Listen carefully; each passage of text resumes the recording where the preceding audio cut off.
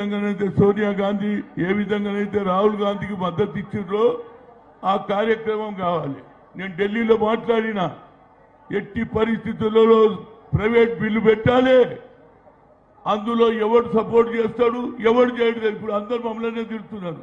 రేవంత్ రెడ్డి ఏం తప్పు చేసిండ్రు బాబు? ఢిల్లీకి పోయిండు, ఆర్డినెన్స్ తీసిండు, గవర్నర్కు పంపిస్తే అది కోల్డ్ స్టోరేజ్ వేశారు.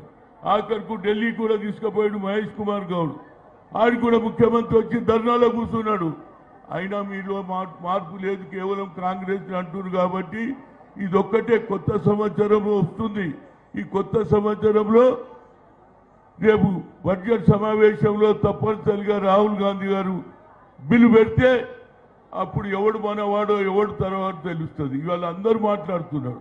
దీంతో పాటు ఇంకొక కార్యక్రమం ఉన్నది. ఇలా జిల్లా అధ్యక్షులను మీద నమ్మికతో ఇది మహేష్ కుమార్ గారు అందరినీ వేశారు కాబట్టి మీపై గురుతరమైనట్టు బాధ్యత ఉన్నది. 300 సీట్లు వస్తున్నాయి. కార్పొరేటర్ల ఎంతమందిని గెలిపిస్తారని ఇప్పటి నుంచే మొదలు పెట్టాలి. దీనితో పాటు ఇవాళ నా ఉద్దేశంలో ఎట్టి పరిస్థితులలో ఇవాళ మొదలు పండిట్ జవహర్లాల్ నెహ్రూను అవమానం చేశారు.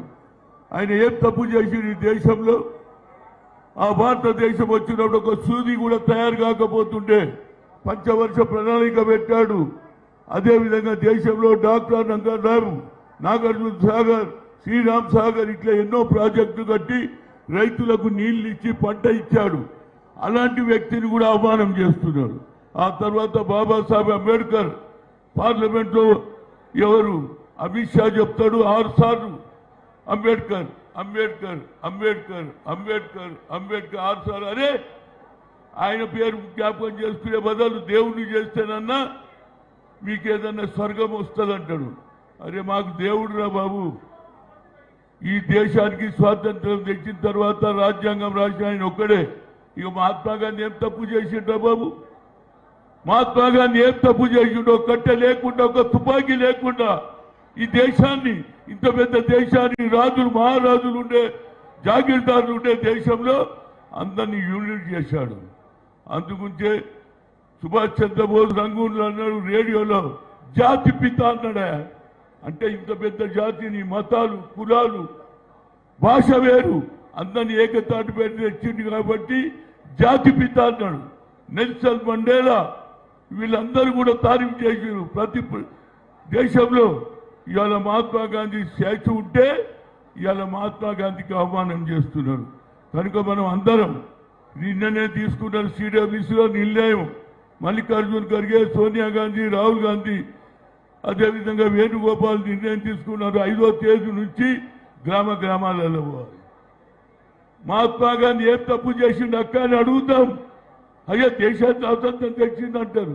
4 సంవత్సరాల పిల్ల ఏది తరగతి చదువుతున్న పిల్లని అడిగితే మహాత్మా గాంధీ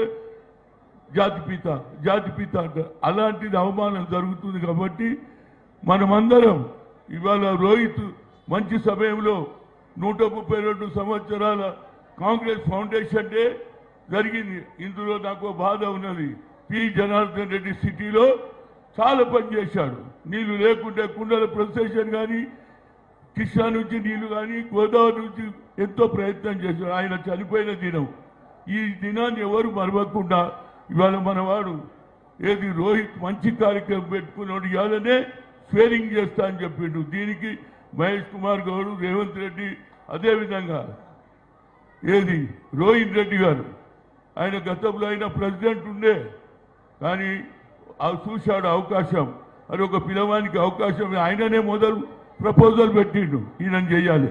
దానికి రేవంత్ రెడ్డి ఒప్పుకున్నాడు, మహేష్ ఒప్పుకున్నాడు.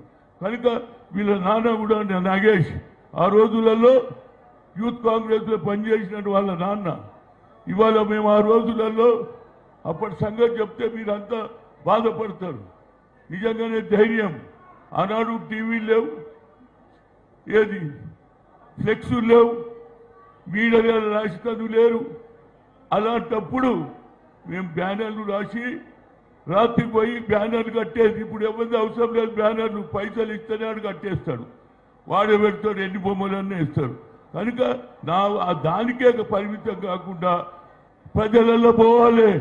మహాత్మా గాంధీ ఏం తప్పు చేసిండని ఆయన పేరును ఏదైతే మహాత్మా గాంధీ రోజ్గార్ యోజనను తీసేసి రామ్ అని పెడతారు ఎందుకురా బాబు?